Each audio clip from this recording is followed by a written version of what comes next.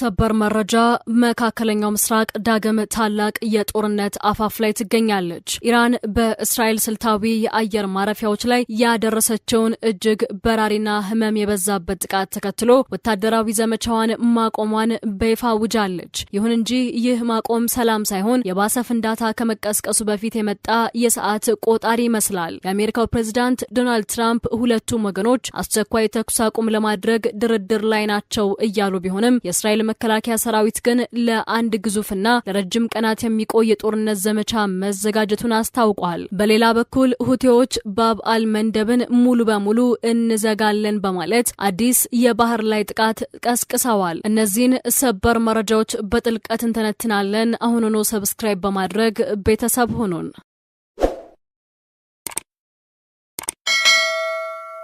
በመካከለኛው ምስራቅ ለወራት ሲቀጣጠል የቆየው ቀውስ በአሁኑ ሰዓት መላውን የዓለም የጂኦፖለቲካ ኃይል ሚዛን ወደ አናወጠ አዲስና እጅግ አደገኛ ምዕራፍ ተሸጋግሯል። የኢራን አብዮታዊ ዘብና የኢራን ወታደራዊ እምብርት የሆነው የሃታም አልአንቢያ ማዕከላዊ ዋና መስሪያ ቤት በጋራ በሰጡት ይፋዊ መግለጫ በእስራኤል ስልታዊ ይዞታዎችና ቁልፍ የአየር ኃይል ማረፊያዎች ላይ እጅግ የተቀናጀና ድንገተኛ የሚሳኤል ናዳ ማውረዳቸውን አስታውቀዋል። ይህ ጥቃት በቴህራን በኩል የተሰላና ትልቅ ወታደራዊ ማዕከል ያዘለ እርምጃ ነው። ወታደራዊ ክንፉ በዝርዝር እንዳስቀመጠው በጥቃቱ የመጀመሪያ ማዕበል እሁድ ዕለት በእስራኤል ሰሜናዊ ይዞታዎች ስር የሚገኘው ታዋቂው የራማት ዳዊት የአየር ማረፊያ በከባድ ሁኔታ ተመቷል። ይሁን እንጂ የኢራን ወታደራዊ ክንድ በዚህ ብቻ አላበቃም። በማግስቱ ሰኞ ዕለት ጥቃቱን ይበልጥ በማስፋት የቴልአቪቭን የመከላከያ ጋሻ ሰብረው የገቡት የሚሳኤል ስብስቦች እጅግ ስልታዊና ወሳኝ የሆኑትን የነቫቲምና የተልኖፍ የአየር ኃይል ማዕከላትን ክፉኛ ደብድበዋል። ኢራን ይህንን ከፍተኛ ወጪ የጠየቀና የተቀናጀ ጥቃት እየሰነዘረችው እስራኤል በአሜሪካ ሙሉ ድጋፍ በደቡባዊ ሊባኖስና በቤሩት የዳይሄ ሲቪል መኖሪያ አካባቢዎች ላይ ለፈጸመችው ተከታታይ ግድያ፣ መፈናቀልና የጦር ወንጀል የተሰጠ ህመም የበዛበት የታለመና ተመጣጣኝ ምላሽ ነው በማለት ገልጸዋለች። የሃታም አልአንቢያ ዋና መስሪያ ቤት ቃል አቀባይ ብርጋዴር ጀነራል ኢብራሂም ዞልፋጋሪ እንደተናገሩት ይህ ወታደራዊ እርምጃ ኢራን ቀደም ሲል የገባቸውን ቃል በተግባር ያሳየችበትና ጠላቶቿን ዋጋ ያስከፈለ ስኬታማ ጥቃት ነው። ኢራን ይህንን ወታደራዊ ማዕበል ካወረደች በኋላ ወታደራዊ ዘመቻዋ ለጊዜው መቆሙን በይፋ አውጃለች። ነገር ግን ይህ ማወጅ ፍጹም የተኩስ አቁም ወይም እጅ መስጠት ምልክት አለመሆኑን የጦር ኃይሉ አበክሮ አስገንዝበዋል። ቴህራን ለጊዜው ጥቃቷን ያቆመችው እስራኤልና ደጋፊዎቿ ከደረሰባቸው ከባድ ድብደባ ተገቢውን ትምህርት እንዲወስዱ እድል ለመስጠት መሆኑን ገልጻ እስራኤል በሊባኖስም ሆነ በሌሎች ግንባሮች የምታደርገውን ትንኮሳና ድብቅ ጥቃት የምትቀጥል ከሆነ በቀጣይ የሚመጣው ወታደራዊ እርምጃ አሁን ከተፈጸመው እጅግ የበለጠ አውዳሚ፣ ጨፍላቂና ብርቱ እንደሚሆን ቀይ መስመር አስምራለች። ከወታደራዊው የሚሳኤል ናዳ ማግስት የኢራን ፖለቲካዊና ዲፕሎማሲያዊ አቅጣጫ ምን ሊሆን ይችላል የሚለው ጥያቄ በዓለም አቀፍ ተንታኞች ዘንድ ትልቅ ትኩረት ተሰጥቶታል።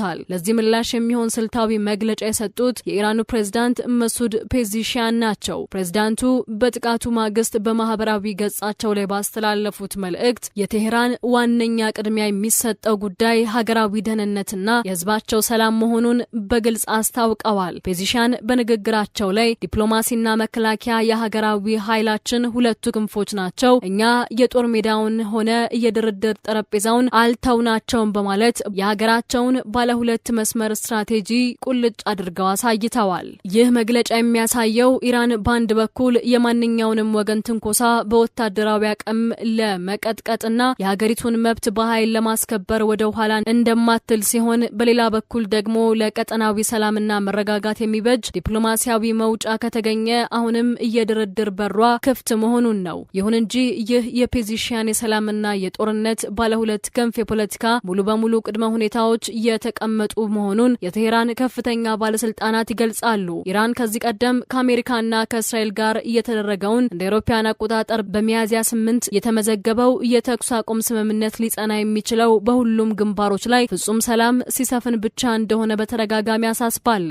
የፕሬዝዳንቱ ዲሞክራሲያዊ መልእክት የሚያስተላልፈው ግልጽ ማስጠንቀቂያ ኢራን በማንኛውም ዛቻ ፊት እንደማታፈገፍግና የሀገሪቱን ክብር በቁርጠኝነት እንደምታስጠብቅ ሲሆን የድርድር ጠረጴዛው ትርጉም ሊኖረው የሚችለው እንደሚለው እስራኤል በአሜሪካ አረንጓዴ መብራትና በዓለም አቀፍ ተቋማት ዝምታ የምታካሄደውን የጥፋትና የጦርነት ስልት ሙሉ በሙሉ ስታቆም ብቻ መሆኑን ነው። ይህ የቴሄራን የፖለቲካ አቋም ቀጣዩን የመካከለኛው ምስራቅ ዕጣ ፈንታ ዲፕሎማሲያዊ መፍትሄ አሊያም ወደ ከፋ ወታደራዊ ፍጥጫ ሊወስደው የሚችል ወሳኝ መስቀለኛ መንገድ ሆኗል። ኢራን በእስራኤል ቁልፍ የአየር ማረፊያዎች ላይ ሰነዘረችውን ጥቃት ተከትሎ ወታደራዊ ዘመቻዋን በጊዜያዊነት ማቆሟን ብታውጅም በቴልአቪቭ በኩል የተሰጠው ምላሽ ግን ቀጠናው ወደ ረጅም ወታደራዊ ፍጥጫ እያመራ መሆኑን ያረጋገጠ ሆኗል። የታዋቂው የእስራኤል ሃሬትስ ጋዜጣ የሀገሪቱን መከላከያ ሰራዊት ዋቢ አድርጎ እንደዘገበው እስራኤል የኢራንን የዘመቻ ማቆም መግለጫ ዝም ብላ ለመቀበል ፍላጎት የላትም። ይልቁንም የእስራኤል ጦር ቢያንስ ለበርካታ ቀናት የሚቆይ ተከታታይ ውጊያ አልፎ ተርፎም እስከሚፈጅበት ጊዜ ድረስ ለሚዘልቅ ታላቅና የተቀናጀ ወታደራዊ ዘመቻ ራሱን በከፍተኛ ሁኔታ እያዘጋጀ መሆኑን ይፋ አድርጓል። ይህ የእስራኤል ወታደራዊ ዝግጅት ከምንም በላይ የአሜሪካን ቀጥተኛ እጅና ድጋፍ ያካተተ ስለመሆኑም ተገልጿል። ምንም እንኳን ጥቃቱን በቀጥታ በአየር ላይ እየፈጸመች ያለችው እስራኤል ብቻ ብትሆንም ከጀርባ ከአሜሪካ ማዕከላዊ እዝ ጋር ሙሉ በሙሉ የተቀናጀ ወታደራዊ ትብብርና ግንኙነት እንዳለ የሀገሪቱ የጦር መኮንኖች አልሸሸጉም። የአሜሪካ ጦር በተለይም ከኢራን እየተተኮሱትን በርካታ የሚሳኤል ናዳዎች በመጥለፍና በአየር ላይ በማክሸፍ ረገድ ለእስራኤል ወታደራዊ ጋሻ በመሆን ከፍተኛ እገዛ ማድረጉ ታውቋል። ከዚህም በላይ የእስራኤል መከላከያ ሰራዊት ወደፊት ሊመጡ የሚችሉ አዳዲስ የጦርነት ግንባሮችንም በንቃት እየተቆጣጠረ ይገኛል። እንደ ወታደራዊ መግለጫ ከሆነ እስካሁን ድረስ የሊባኖሱ ሂዝቦላህ በቀጥታ ወደዚህ አዲስ የሚሳኤል ፍልሚያ በመግባት በእስራኤል ላይ ጥቃቶችን እያልሰነዘረ ቢሆንም የእስራኤል ጦር ግን ቡድኑ በማንኛውም ሰዓት ወደ ጦርነቱ ሊቀላቀል የሚችልበትን እድል ከግምት አስገብቶ በሁሉም ግንባሮች ላይ ሙሉ ዝግጁነት ማድረጉን አሳስቧል። ይህ የሚያሳየው የእስራኤል ወታደራዊ አመራር የሰኞውን የኢራን ጥቃት እንደ ቀላል ክስተት ሳይሆን መላውን ቀጠና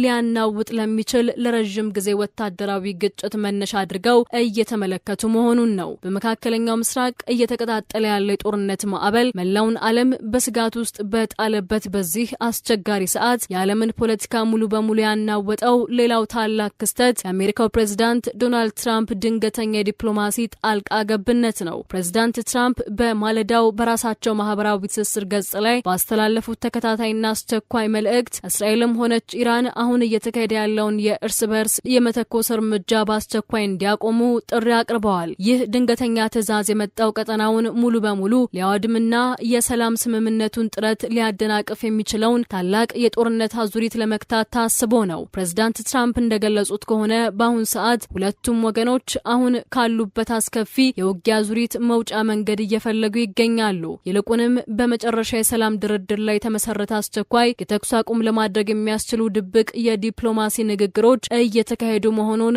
ትራምፕ ይፋ አድርገዋል። ሰላም እየገሰገሰ ነው፣ እግረ ገብነት ወይም ስንፍና በመንገዱ ላይ ካልጋረጡ በቀር ነገሮች በፍጥነት መሄድ አለባቸው ያሉት ፕሬዝዳንቱ ይህ አጋጣሚ በቀጠናው አዲስ ተስፋ ሊፈነጥቅ እንደሚችል ጠቁመዋል። ሆኖም ግን ዶናልድ ትራምፕ ይህንን የሰላም ጥሪ ሲያቀርቡ ያለምንም ወታደራዊ ጫና አይደለም። አሜሪካ በኢራን ላይ የጣለችውን እጅግ ከባድ የኢኮኖሚና ወታደራዊ ድንበር ጠባቂ ስልት በግልጽ አስታውሰዋል። ኢራን ቀደም ሲል የሆርሙዝ ሸለቆን ለመዝጋት ያደረገችውን ውጤታማ ሙከራ ለመቀልበስ አሜሪካ በኢራን ቁልፍ ወደቦች ላይ የጣለችው የባህር ላይ ወታደራዊ እገዳ የመጨረሻ የሰላም ስምምነት ሙሉ በሙሉ ተረጋግጦ እልባት እስኪያገኝ ድረስ በሙሉ ኃይሉና ጸንቶ እንደሚቀጥል ትራምፕ በይፋ አስታውቀዋል። ይህ የትራምፕ ጥብቅ አቋም የሚያሳየው ዋሽንግተን በቴህራን ላይ ያላትን የኢኮኖሚና የባህር ላይ ማነቆ ሳታላላ ኢራንን በድርድር ጠረጴዛው ላይ አስገድዶ ለማስቀመጥና ነገሮች በፍጥነት ወደ ፍጻሜ እንዲያመሩ ለማድረግ የያዘችውን ድብቅ ወታደራዊና